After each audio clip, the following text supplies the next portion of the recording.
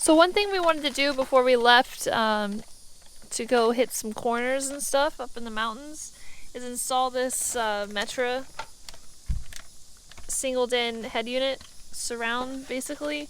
What that's going to do is have his head unit actually sit correctly, because it's really not in there. As you can if you can tell from the camera, it's angled like this. It's kind of just setting on top of this cubby. It doesn't slide out at all, but it's not sitting properly, and it's something that we need to fix. So that's what I'm gonna do now.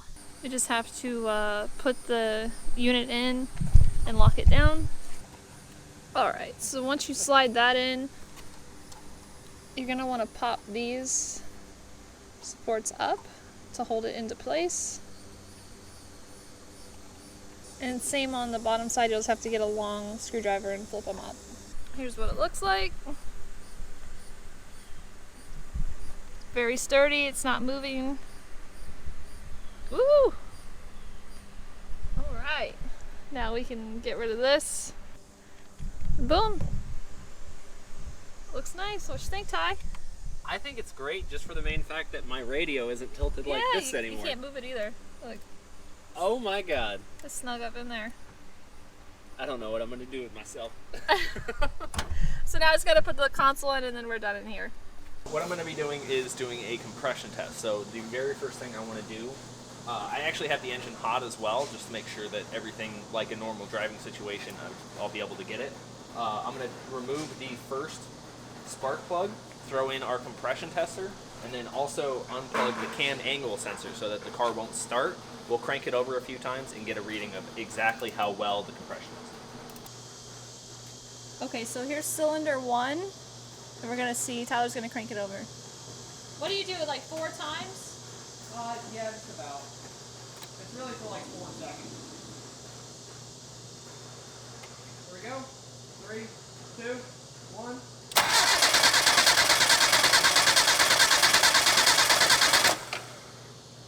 Alright, so it looks like we're reading just over 120, probably like 125.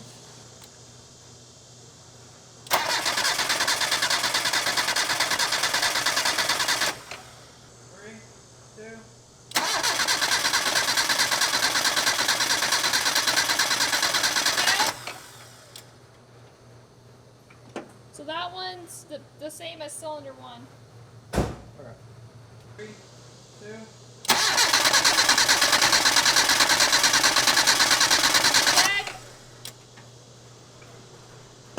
So 1, 3, and 4 are the same. So I only have lower compression by, what number was it? It was this, The same? yeah, like 125, Okay. 130.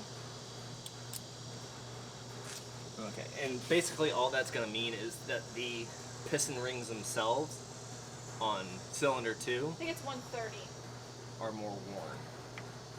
So basically, Tyler was at 130 on cylinder 1, 2, and 3. Or 1, 3, and 4, I'm sorry. And then cylinder 2, he was at 110.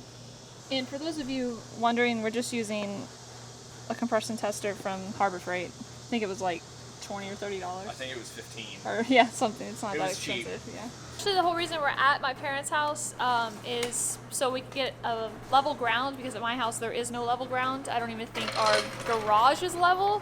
So what Tyler? Yeah. So what Tyler's doing is he's leveling his car, the coilovers that he just put back on with the new springs. So while he's doing that, I'm going to be starting to rip out the seats. We have to put the 5th and 6th point eyelet in for his 6-point harnesses. So I'm just going to go ahead and get the interior ready while he works on that, because he's almost done. So I'm going to be drilling the holes for the eyelet bolt. Now looking at it, it was a 7/16, got a 7/16 drill bit. So I've marked it out, and now I'm going to be drilling it through. As bad as it is, that's where my first mark is. And then this one right here is my other one. These are 13 inches apart, so I went up, found the center line, and then went 6 inches out from each. no, 3 inches out. Well, 6 inches out in total. So they're 6 inches apart. But yes, they're 3 inches out from the middle and 6 inches apart. And now I'm just going to drill the hole straight through. And that's what we read, so hopefully we're right. Threw a little paint on them. We're just gonna let that dry. While we're waiting on that to dry, we're gonna do the other side. So the first initial hole that I drilled on this side, which was 3 inches from the center line, was actually too short because the frame rail actually is about right here. And when I went to put the bolt, even this shorter plate on, it wasn't matching up with it. It was kind of going in like that. So I drilled it over another 1/2 inch. That way I can get the original plate that I had for this on, and I'm still within the recommended length of everything. All right, just a little bit further on this one.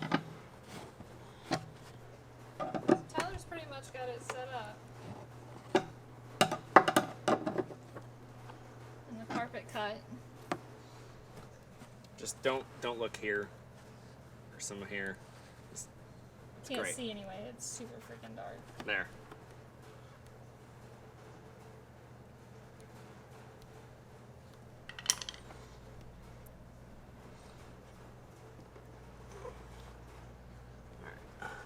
And then all I'm doing underneath is just checking to see if the thread has gone all the way through. Right now on this one, I can feel just a slight thread. So that one is all the way seated, and that's actually pretty tight in there. This one is still kind of loose with this much leverage on it. So I'm probably just gonna do another 1/2 turn to 1 full turn just to make sure that it's seated. So driver's side should be good. Hopefully we don't run into any issues. Now we can do the passenger side.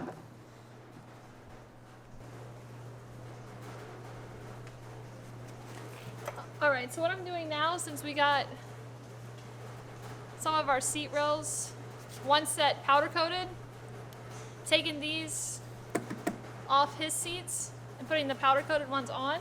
That way I can get these sand blasted and powder coated as well. So that's what I'm gonna be doing. I'm gonna match the same exact setup because that's where he likes it. Should be simple.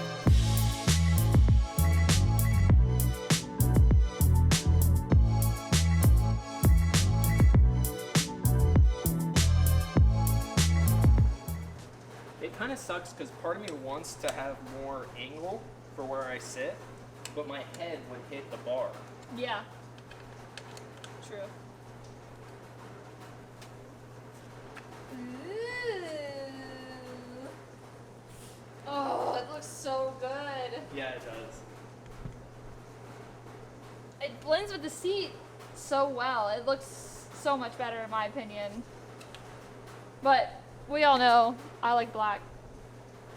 I like black. So Black works great with so many things. Okay, so Tyler wants to do a bumper cut on his Miata, and this is the line we pretty much have. So we're just gonna send it. So first things first, we're actually going to disassemble the actual bumper from the cover. That way it's easier to cut, and then we'll cut the inside of the bumper last. Usually it just uses Sawzall.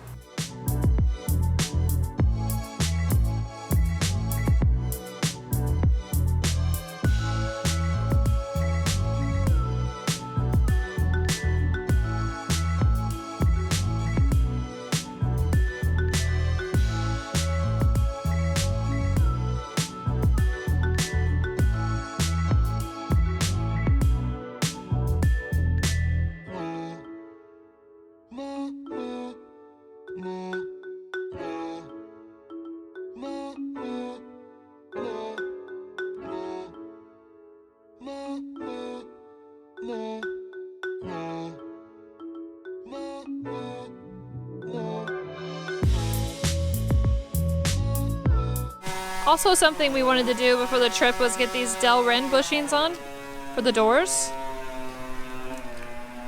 that go here. It's supposed to stiffen the chassis up a lot, so I really wanted to test it out and see before I put them on my car. While Tyler's cutting the bumper, this is what, or well, sanding the bumper down after we cut it. I'm gonna install these.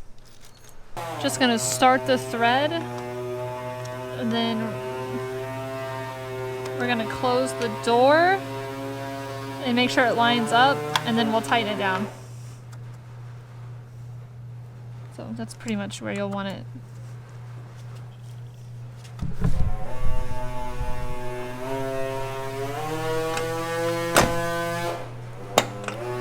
Should be good there, so we're just gonna tighten it down. Hopefully without moving it. Right, let's double check. Oh, wow. Wow, you can hear the difference.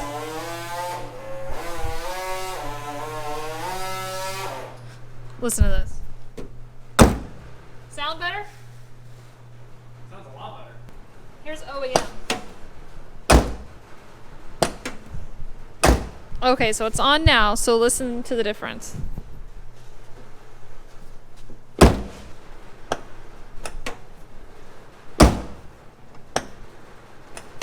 think I need to adjust it slightly. See? Yeah. I think it's a little, I think I just slightly moved it. So this needs to be adjusted just slightly. I'm gonna loosen it just a little bit back up, close the door again, and get it aligned properly.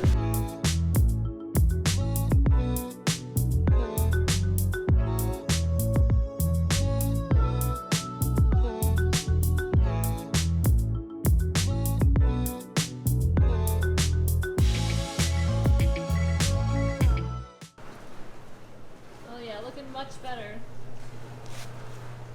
For sure. Much better. Oh, you got a nice mosquito bug, whatever that is. He's huge. Got him! Alright, so we finished up the bumper cut. Tyler says it looks good enough. Almost my exact words. Right now I am taking off the rear sway bar. I originally had very stiff coils on here, and I believe that with the coils that I have on there now, it just doesn't feel right with the rear suspension, so I'm taking off the rear sway bar and end links just to see if it'll squat down a little bit more and grip up a little bit better. Also, when he says coils, he means springs. Okay, I think I got it lined up a little better, so let's listen to it now. Doesn't stick anymore when you try to open it.